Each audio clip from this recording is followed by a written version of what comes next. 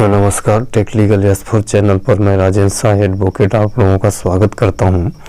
साथियों, आज बहुत ही महत्वपूर्ण प्रकरण सहारा सोसाइटी का मामला सुप्रीम कोर्ट में लिस्टेड था, जो 17 नंबर पर लिस्टेड था, जिसमें सुनवाई के आसार बन रहे थे कि आज कुछ न कुछ सुनवाई होगी।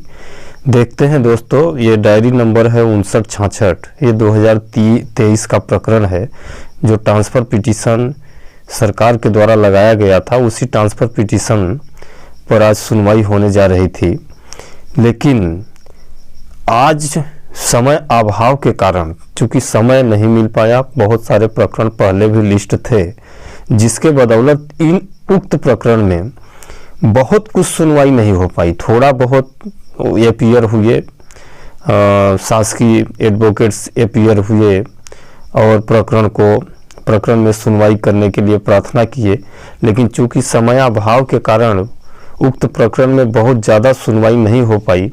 हालांकि बर्बरी तौर से माननीय सर्वोच्च न्यायालय के द्वारा बोला गया सीआरसी को कि आप निवेशकों का भुगतान सुनिश्चित कराने का प्रयास करें, निवेशकों का भुगतान कराएं, और इस प्रकरण को 20 मार्च के लिए लिस्टेड कर दिया गया। ये देखिए, 20 March 2023 honourable justice M R Shah and honourable mister justice CT Ravi Kumar के बेंच में ये 61 नंबर पर लिस्टेड हो गई। पहले आज 17 नंबर पर था, अब 61 नंबर पर लिस्टेड हो गई है। वही बर्बरी तौर से इसमें बोला गया है सीआरसी को कि आप भुगतान कराएं।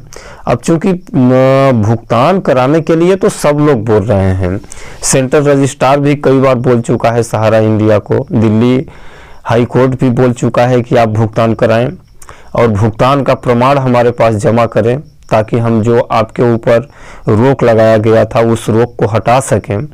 तो क्या इस बोलने से भुगतान हो जाएगा? मुझे नहीं लगता साथियों कि सरकार बोले या सर्वोच्च न्यायालय बोले या हाई कोर्ट बोले, कोई भी कोर्ट बोले कि आप भुगतान करें, भुगतान कराएं, लेकिन भुगतान कहने मात्र से होने नहीं जा रहा है, क्योंकि सहारा इंडिया के पास भी आज भुगतान करने की सामर्थ्य नहीं है। जब तक सरकार मदद नहीं करेगी तब तक उसके पास सामर्थ्य नहीं है कि सहारा इंडिया आज इतने बड़े निवेशकों का भुगतान करा सके। तो ये सेंट्रल रजिस्ट्रार और यूनियन ऑफ इंडिया, इसमें 2 ही पिटिशनर हैं, बाकी सब रेस्पोंडेंट हैं, और अमरीश कुमार इसमें एडवोकेट्स हैं गवर्नमेंट की ओर से। रेस्पोंडेंट एडवोकेट्स इसमें कोई नहीं है, अभी सोसाइटियों की ओर से कोई उपस्थित नहीं हुए हैं। शायद इसमें नोटिस जारी हुई है कि नहीं हुई है, ये अभी मोशन हेयरिंग पर सुनवाई है। अब चूंकि ये आर्डर डेट 17/3 को कुछ आर्डर भी हुआ है, इसमें लिखा है।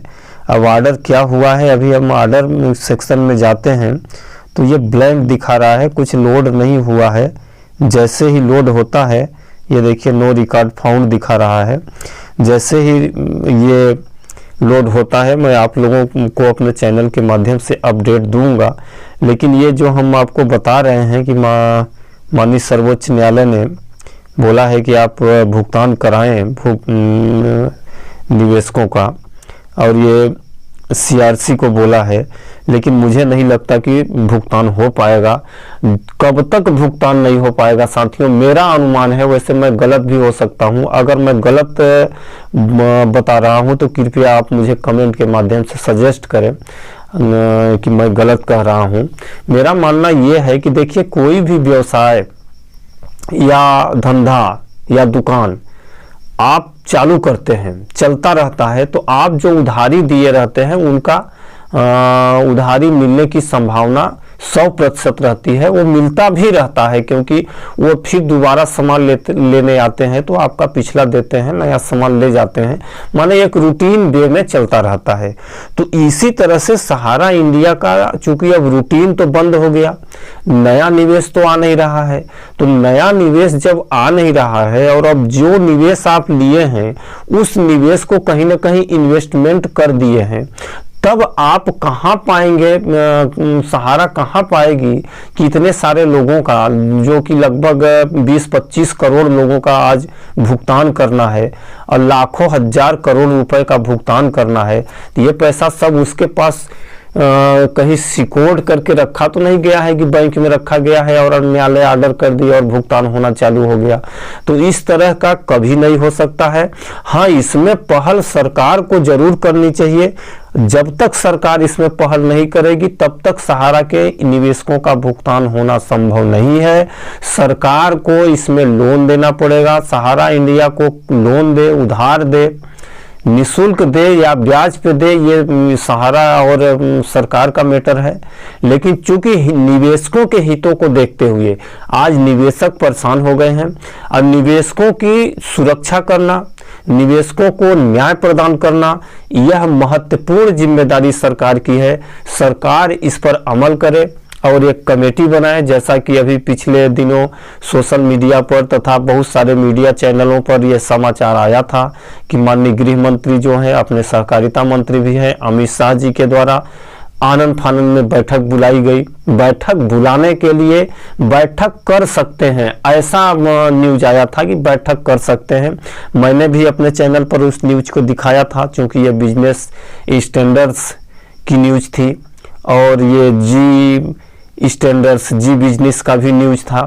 तो मैंने इन न्यूज़ों पर चूंकि ये ऑथेंटिक न्यूज हैं, इन पर विश्वास किया और मैं भी अपने न्यूज चैनल पर दिखाया था कि अमित शाह जी बैठक कर सकते हैं। लेकिन बैठक हुई कि नहीं हुई, बैठक में क्या हुआ, कोई स्टेटमेंट माननीय अमित शाह जी के द्वारा नहीं दिया गया। इससे साफ जाहिर होता है कि कोई बैठक वगैरह नहीं हुई है। लेकिन मैं पुनः इस वीडियो के माध्यम से सरकार को आगाह करना चाहता हूं, सरकार से निवेदन करना चाहता हूं कि सरकार तत्काल बैठक बुलाए और बैठक बुला के रास्ता, हालांकि यह विशेष सूत्रों से यह जानकारी मिली थी कि माननीय अमित शाह बैठक बुलाए हैं और बैठक में पूछे हैं कि भाई निवेशकों का भुगतान कैसे हो, आप लोग कोई रोड मैप बनाइए और रोड मैप बना के हमें दीजिए। लेकिन इस तरह का कोई बैठक नहीं हुई। बैठक होती तो माननीय अमित शाह जी जो सहकारिता मंत्री हैं, गृह मंत्री भी हैं, वह जरूर स्टेटमेंट देते, लेकिन इस तरह का कोई स्टेटमेंट नहीं आया। इसलिए हम नहीं मान सकते कि बैठक हुई है।